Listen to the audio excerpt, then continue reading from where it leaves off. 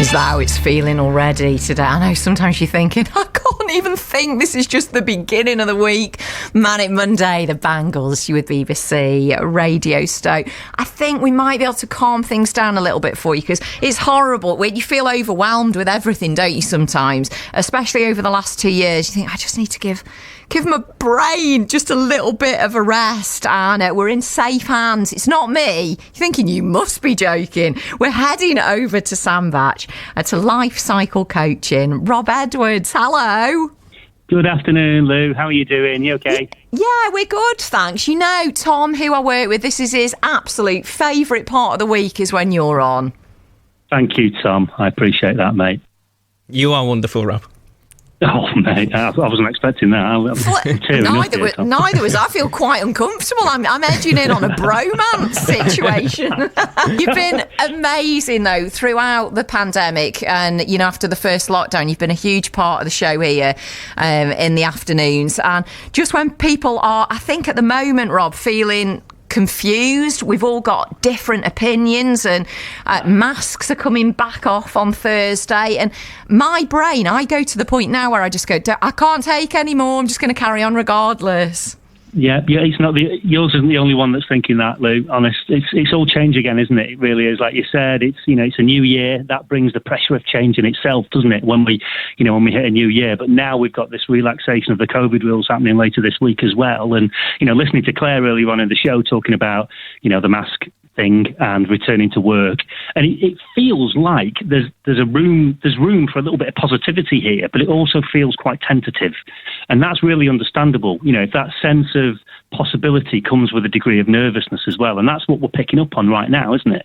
Do you think we can get so stuck in dreading stuff? I know I can, that it's almost like you can imagine your body's physically locked, and I'm dreading everything again, thinking, we have got to rely on other people. And as Claire said about half an hour ago, she was on, about people having common sense, and you can't seem to get to that positivity. How do we do it?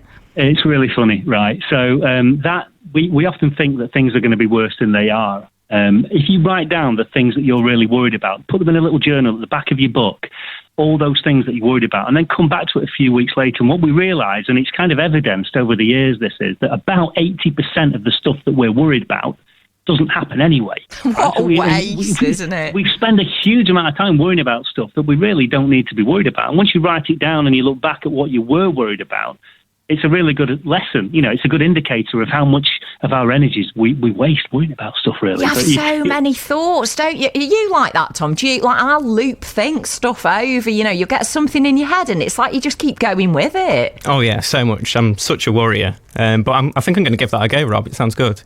Yeah, there's loads of other stuff that we can do. At the moment, we've got to reflect back on what we've been through, because we've been in a strange and really difficult place for the last couple of years. It's been tough for everyone, right? We've got to appreciate that fact that we've all suffered and we've all lost something along the way. But these restrictions are due to be relaxed this week now, and that's, again, polarising people, because some people just want to ditch the masks and never wear one again, right? Which is understandable why people feel that way.